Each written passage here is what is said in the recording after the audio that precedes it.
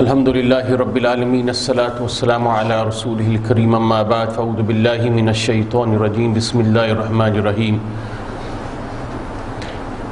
قال الله تبارك وتعالى في القرآن المجيد والفرقان الحميد أعوذ بالله من الشيطان الرجيم بسم الله الرحمن الرحيم إن أكرمكم عند الله أتقاكم سبحان ربك رب العزة عما يصفون وسلام على المرسلين والحمد لله رب العالمين. Dear respected brothers, elders and sisters, the verse which I have just rendered in front of you in this verse of the glorious Quran, Allah Rabbul Izzat says, undoubtedly honorable are those people in the eyes of Allah Rabbul Izzat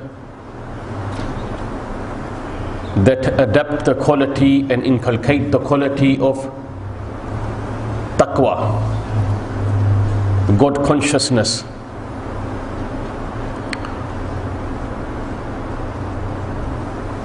All divine religions that have been granted to humanity from the time Allah Rabbul Izzat sent Sayyidina Adam alayhi salatu wasalam till the final prophet Sayyidina Habibina Muhammad Mustafa sallallahu alayhi wasallam,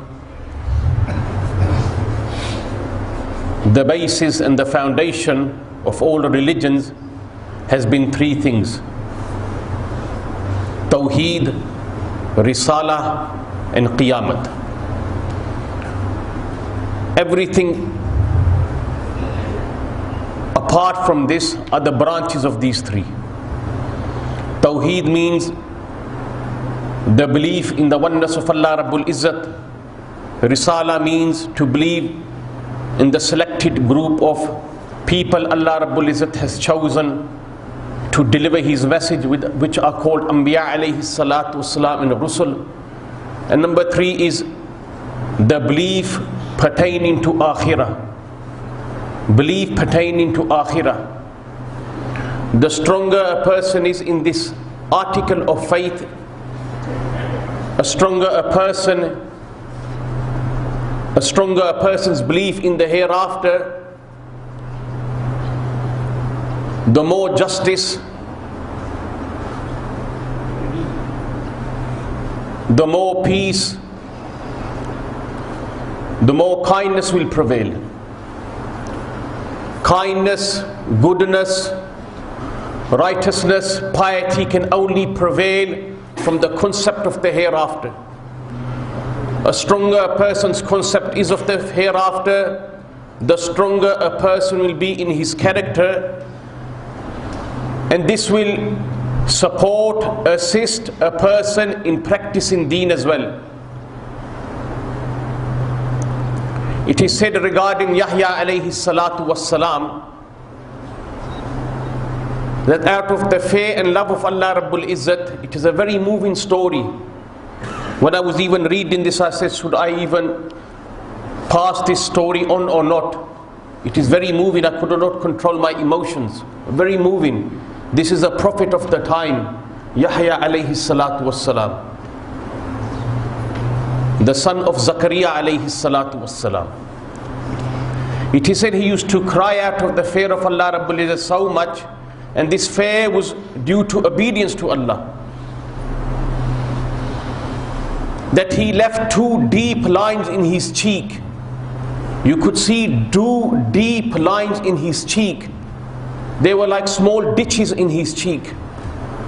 So he used to cry so profusely that you could see two deep lines in his cheek. And not only that, you could see the root of the teeth. You could see the roots of the teeth so deep.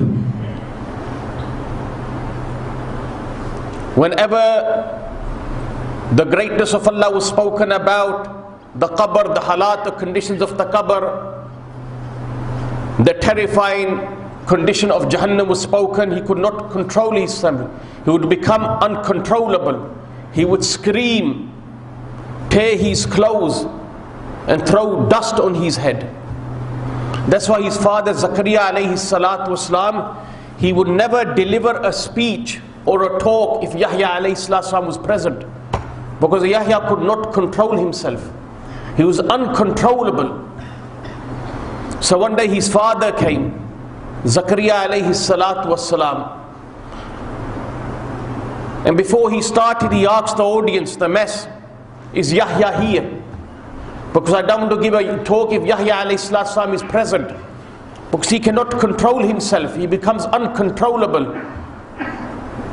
The awe of Allah overpowers him and he becomes crazy. He starts to rip his clothes. This is a prophet of the time. He has been mentioned in the Quran. Ajib. So when his father, he inquired from the public, is Yahya alayhi salatu wasalam present?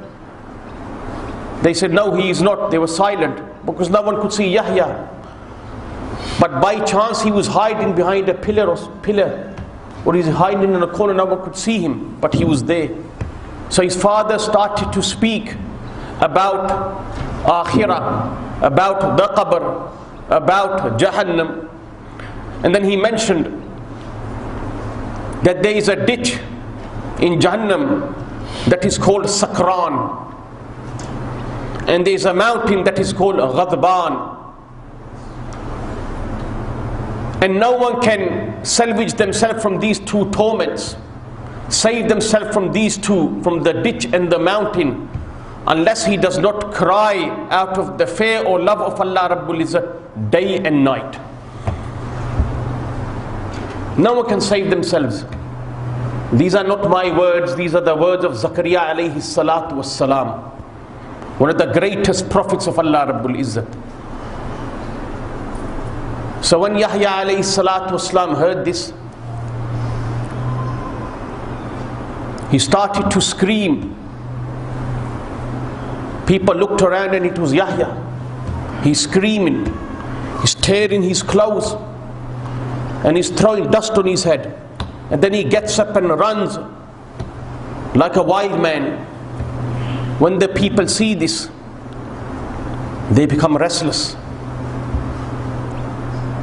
They start crying as well. This is Yahya, a prophet of the time. They become restless and they start to pursue him. But by chance they lose him. They could not find him. When they return, Zakaria alayhi salatu salam is semi-conscious. He's screaming as well. So they pick him up and take him home. When they take him home, the wife inquires what happened. They tell the whole story. This is what happened. When she finds out, she goes in pursuit of her son. She goes out to find him. 3 days without food and water, she is finding Yahya alayhi salatu wassalam. This is the prophet of the time, which Allah Rabbul Izzat has mentioned in the Quran. And Allah says regarding this prophet, this name was given to no person before. Yahya is such a name that was not given to any person before. It is the first time in the history of mankind that this name was given to anybody, and that was Yahya alayhi salatu wassalam. She goes out in pursuit, in search of Yahya alayhi salatu wassalam. 3 days pass. No food, no water. And then she comes across a shepherd and she asks him, have you seen a person screaming and throwing dust on his head by chance? She says, yes. I don't know about a person throwing dust, but yes, behind this mountain I hear somebody screaming and crying. Yes, behind this mountain. She goes there. When she goes towards these, walks towards these mountains, by chance she finds Yahya alayhi salatu wasalam in a ditch. He has made himself a ditch. He's sitting in that ditch and he is crying and screaming out of the fear of accountability. He's crying and screaming out of the fear of accountability and throwing dust on his head. Yahya alayhi salatu wasalam's mother, she goes forward to embrace him. Can you imagine 3 days for the mother, and how many days before that? No food, no water. That's why many a times I have said, life is much more serious than what we think it is. Our akhirah depends on the choices we make in this dunya. Our jannah depends on the actions we do in this dunya. Sayyidina Imam Azam rahimahumullah, it is said Once he was in the masjid, and his pupil Yazid ibn al-Kamiyyat rahimahumullah, he says, I was there present as well, and Ali ibn Hussein Mu'addin, he performed the salah, and he read إِذَا زُلْزِلَتِ الْأَرْضُ زِلْزَالَهَا. When Allah will shake the earth, these are events that will take place before the day of judgment, when Allah will shake the earth. He read this in his Isha prayer. It is said everybody left the masjid, but Sayyidina Imam Azam was still seated, and he was contemplating, and he was taking deep sighs. It was hard for Sayyidina Imam Azam to grasp air. It became so hard for him to grasp air. So I said, I will not blow out the lamp. I will leave the lamp, and I will not disturb or trouble Sayyidina Imam Azam, and I will leave. So he leaves. He comes back in the morning for Salatul Fajr, and he sees Sayyidina Imam Azam, he's still seated there, and he has his beard in his hand. He has his beard in his hand. And what is he saying? He is saying, Oh Allah, that entity that rewards every good with good, that rewards every good with good, waziratun wizra ukhra. Whatever you do here, good or bad, either we will reap the fruits or pay the consequences in the hereafter. So he said, that entity that exchanges good actions with the Jannah, with goodness in the hereafter, and that entity that exchanges evil with the consequences of evil in the hereafter, have mercy on Nu'man. Have mercy on this Nu'man. Entitle him to your rahmah and your mercy. Entitle him to your rahmah and your mercy.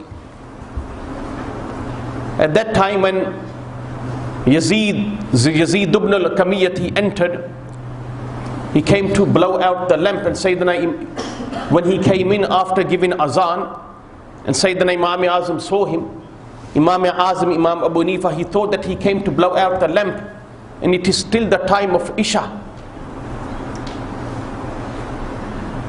So Yazid, he says to Sayyidina Imam Azam, it is not the time of Isha, Hazrat. I have just given the azan for Fajr, and I have come out to blow the lamp. When Imam Abu Hanifa realized that he all night he was watching me, or he has seen what I was doing, he asked him to conceal this and not tell anybody. He said, whatever you saw, don't tell anybody, please. And then Sayyidina Imam Azam got up, and he performed his Fajr with his Isha wuzu. It is mentioned in Tarikh Baghdad, which is one of the most authentic sources of history, that Sayyidina Imam Azam, for 40 years he performed his Fajr Salah with his Isha wuzu. For 40 years. And this is how. That when they started to do the ibadat of Allah Rabbul Izzat, they used to become so engulfed and emotional, they will lose track of time. So Yahya alayhi salatu wassalam now, the mother embraces Yahya alayhi salatu wassalam, and she says, son, let's go back home, have something to eat and rest. It will give you peace. You have to calm yourself down. You have to eat something and rest. You have to calm yourself down. Come back to your senses. So she takes him home, presents some food, he has food, and he goes to bed. And then in the morning Allah Rabbul Izzat sends Sayyidina Jibreel alayhi salatu wasalam to wake Yahya alayhi salatu wasalam up. And then he gives him this glad tidings that Allah has said that you have qualified for his complete rahmah. You have qualified for Allah Rabbul Izzat's complete rahmah. And inshallah soon Allah will entitle you to Jannah, and then you can enjoy the luxuries of Jannah. When he heard this, he could not control his emotions, and he fled to the jungles once again, and then he was never found after this. He was never found after this incident. That is it for Yahya alayhi salatu wassalam. Umar bin Abdul Aziz, I spoke about him last week.